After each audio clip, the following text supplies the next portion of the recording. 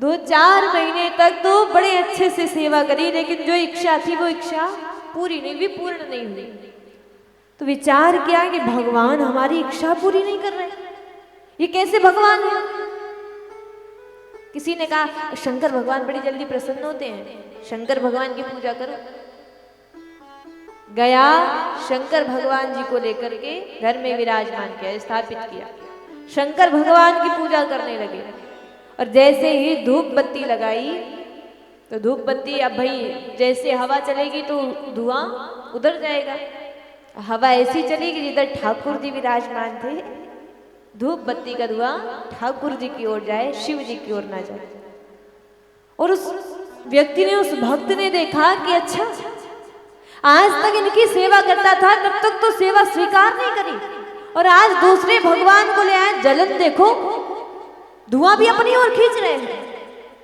पकड़ करके ठाकुर जी को उठाया और ले जा करके अलमारी खोल करके रख दिया, बंद कर दिया। और जैसे ही अलमारी में ठाकुर जी को बंद करके जा रहा था कि अब लेकर दिखाओ धुआं, वैसे ही ठाकुर जी प्रकट हो करके दर्शन दे देते हैं। अब विचार करो, भगवान को अलमारी में बंद किया तो भगवान दर्शन क्यों दे रहे? भगवान अलमारी में बंद होने से दर्शन नहीं दे रहे, भगवान उसे समझाना चाहते हैं कि अगर यही भाव तेरा पहले होता कि मैं भी भोजन कर सकता हूँ, मैं भी लीला कर सकता हूँ, मुझे भी ईर्ष्या हो सकती है, मैं तुम्हारे साथ क्रीड़ा कर सकता हूँ, मुझ में भी प्राण है, अगर ये भाव पहले आता तुम्हारी इच्छा पूरी कर देता, दर्शन पहले दे देता। लेकिन तुम्हारा ये भाव नहीं था, भाव अब आया है।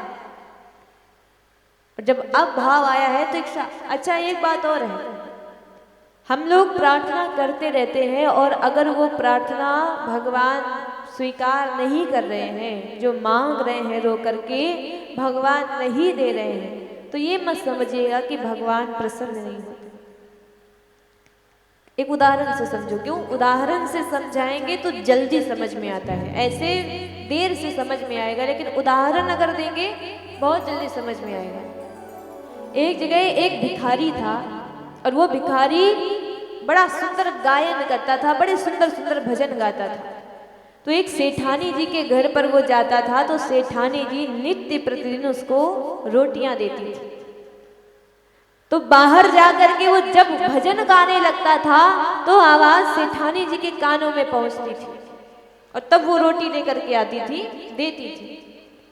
एक दिन सेठानी जी रोटी लेकर के बैठी हैं, भजन सुन रही हैं, लेकिन जा नहीं रही रोटी देने।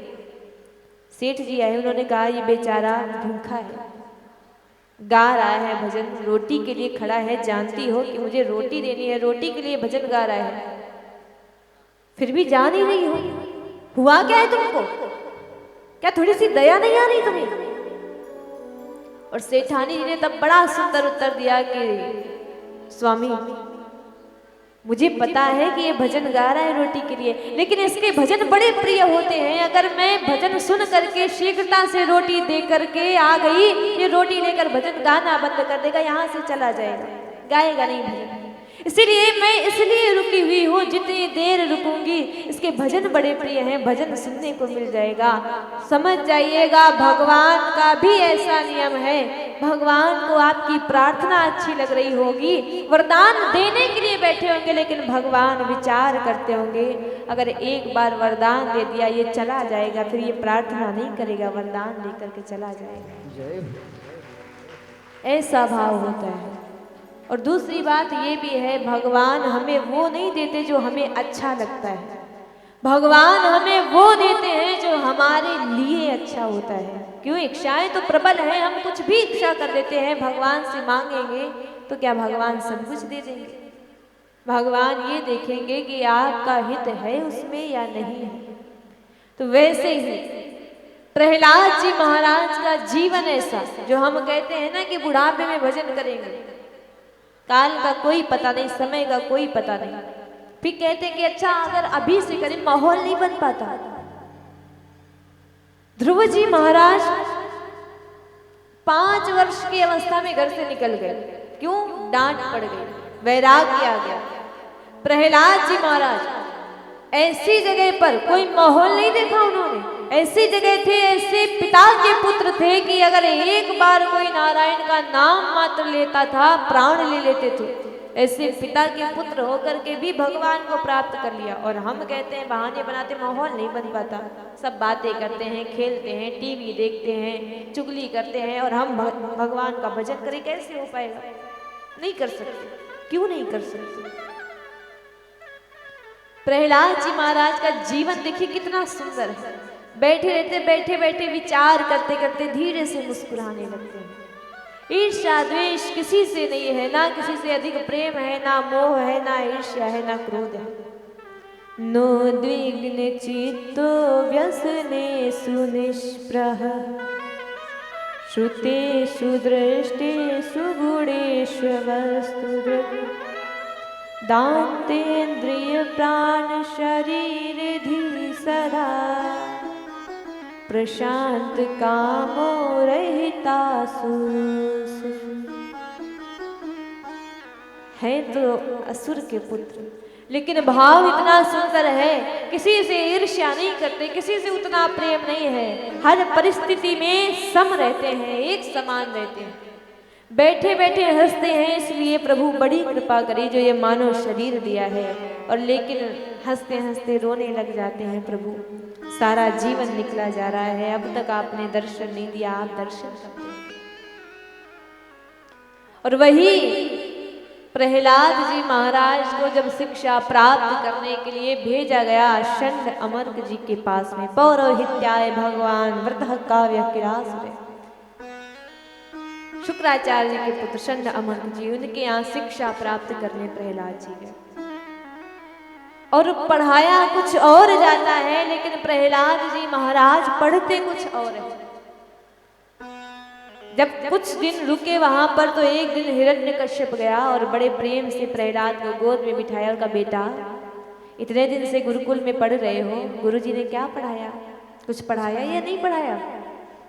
और जब कहा कुछ पढ़ाया या नहीं पढ़ाया, तो प्रहलाद जी महाराज कहते, पिताजी अब गुरुजी ने क्या पढ़ाया है ये तो नहीं जानते, वो नहीं याद है, हमने जो पढ़ा है अगर आप कहें तो वो बताऊं। तो विचार किया कि बच्चा है, गुरुजी कभी कभी काम ज्यादा दे देते हैं, तो हो सकता है कंप्लीट ना किया हो, थोड़ा बहुत पता हो। तो कहा हाँ बेटा, जो तुमने पढ़ा है वो बताओ।